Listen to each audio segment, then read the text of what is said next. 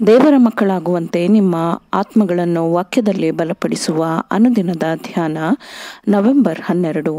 Ellen G white ರವರ sons and daughters of god ಎಂಬ ಪುಸ್ತಕದ 317ನೆಯ ಪುಟ.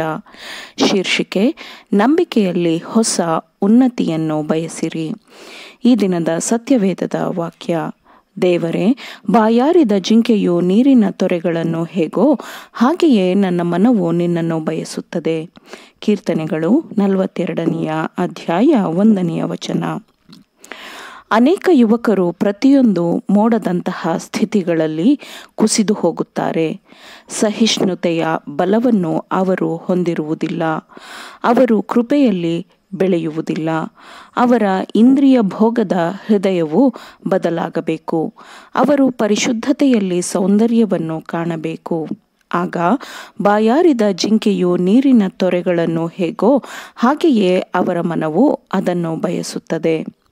ಪ್ರಿಯರಾದ ಯುವಕರೇ, ನಿಮ್ಮ ಹೆಜ್ಜೆಗಳು ದೇವರಿಂದ ನಡೆಸಲ್ಪಟ್ಟಿದ್ದರೆ ನಿಮ್ಮ ಜೀವನವು, ನಿಮ್ಮ ಮಾರ್ಗಗಳು ಹೊರಗೆ ಶಾಂತಿಯುತವಾಗಿಯೂ ಸಮೃದ್ಧಿಯಾಗಿಯೂ ಯಾವಾಗಲೂ ಇರುತ್ತದೆ ಎಂದು ನಿರೀಕ್ಷಿಸಬೇಡಿರಿ. ನಿತ್ಯದ ದಿನಗಳಿಗೆ ನಡೆಸುವ ಮಾರ್ಗವು ಪ್ರಯಾಣ ಮಾಡಲು ಸುಲಭವಾಗಿರುವುದಿಲ್ಲ. ಕೆಲವು ಸಂದರ್ಭಗಳಲ್ಲಿ ಅದು ಕತ್ತಲೆಯದ್ದು, ಮುಳ್ಳಿನದ್ದು ಆಗಿರುತ್ತದೆ. ಆದರೆ ದೇವರ ನಿತ್ಯವಾದ ಬಾಹುಗಳು ಕೆಟ್ಟತನದಿಂದ ನಿಮ್ಮನ್ನು ತಪ್ಪಿಸಲು ನಿಮ್ಮನ್ನು ಸುತ್ತುವರೆದಿದೆ ಎಂಬ ಭರವಸೆಯು ನಿಮಗಿರುತ್ತದೆ.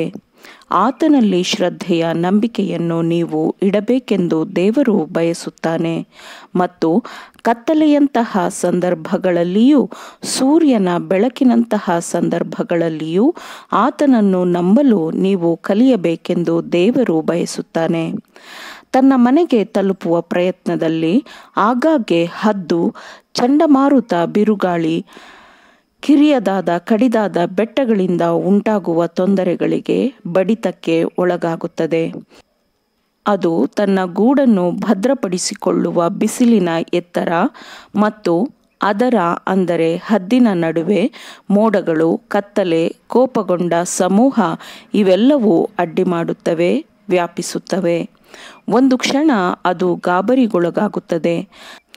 ದಟ್ಟವಾದ ಮೋಡಗಳನ್ನು ಹಿಂದೆ ಸರಿಸಬೇಕೆಂದು ಅದು ತನ್ನ ಬಲವಾದ ರೆಕ್ಕೆಗಳನ್ನು ಒಂದು ಕಡೆಗೂ ಮತ್ತೊಂದು ಕಡೆಗೂ ಬಡಿಯುತ್ತಾ ಹಾರುತ್ತದೆ. ಕೊನೆಗೆ ಅದು ಕತ್ತಲೆಯ ಮೇಲೆ ಹಾರಿ ಅದರ ಹೊರಗೆ ಬರುತ್ತಿದ್ದಂತೆ ಅದು ವಿಜಯದ ಘೋಷವನ್ನು ಮಾಡುತ್ತಾ ಕ್ಷಣ ಮಾತ್ರದಲ್ಲಿ ಎತ್ತರದ ಶಾಂತ ಬಿಸಿಲಿನಲ್ಲಿ ಹಾರುತ್ತದೆ. ಆಗ ಬಿರುಗಾಳಿಯು, ಮೋಡದ ಕತ್ತಲೆಯು ಅದರ ಕೆಳಗಿರುತ್ತದೆ ಮತ್ತು ಪರಲೋಕದ ಬೆಳಕು ಅದರ ಮೇಲೆ ಪ್ರಕಾಶಿಸುತ್ತದೆ ಮತ್ತು ತನ್ನ ಎತ್ತರದ ಬಂಡೆಯ ನಡುವಿನ ಪ್ರೀತಿಯ ಮನೆಗೆ ತೃಪ್ತಿಯಾಗಿ ಅದು ತಲುಪುತ್ತದೆ. ಕತ್ತಲೆಯ ಮೂಲಕವೇ ಅದು ಬೆಳಕನ್ನು ತಲುಪುತ್ತದೆ. ಇದನ್ನು ಮಾಡಲು ತನ್ನ ಪ್ರಯತ್ನದ ಅಗತ್ಯತೆ ಅದಕ್ಕೆ ಇರುತ್ತದೆ. ಆದರೆ ಅದು ಬಯಸಿದುದನ್ನು ಪಡೆಯುವಲ್ಲಿ ಪ್ರತಿಫಲವನ್ನು ಅದು ಹೊಂದುತ್ತದೆ. ಕ್ರಿಸ್ತನ ಹಿಂಬಾಲಕರಾಗಿ ನಾವು ಮಾಡಬೇಕಾದುದು, ಸಾಧಿಸಬೇಕಾದುದು ಅದೇ ಕ್ರಮದ ಹಾದಿಯ ಮೂಲಕ ಮಾತ್ರ. ನಮ್ಮನ್ನು ಪರಲೋಕದ ಬೆಳಕಿನಿಂದ ದೂರ ಮಾಡುವ ದಟ್ಟವಾದ ಗೋಡೆಯಂತೆ ಇರುವ ಮೋಡಗಳನ್ನು ಭೇದಿಸುವ ಆ ಜೀವಂತವಾದ ನಂಬಿಕೆಯನ್ನು ನಾವು ಪಾಲಿಸಬೇಕು. ಪರಿಶುದ್ಧಾತ್ಮನಲ್ಲಿ ಇರುವ ಎಲ್ಲ ಸಮಾಧಾನ, ಸಂತೋಷಗಳು ಸಿಗುವ ಆ ನಂಬಿಕೆಯ ಎತ್ತರವು ನಮ್ಮ ಎದುರಿಗಿದೆ. ನಾವು ಅದನ್ನು ಮುಟ್ಟಬೇಕಾಗಿದೆ. ಆಮೇನ್. ದೇವರ ವಾಕ್ಯಗಳನ್ನು ಶ್ರದ್ಧೆಯಿಂದ ಆಲಿಸುವವರು, ಪಾಲಿಸುವವರು ಆಗಬೇಕೆಂದು ನಿಮ್ಮನ್ನು ಉತ್ತೇಜಿಸುತ್ತೇನೆ. ಪರಿಶುದ್ಧಾತ್ಮನ ಸಹಾಯದಿಂದ ಆಲಿಸಿದ ನಿಮ್ಮೆಲ್ಲರಿಗೂ ಧನ್ಯವಾದಗಳು.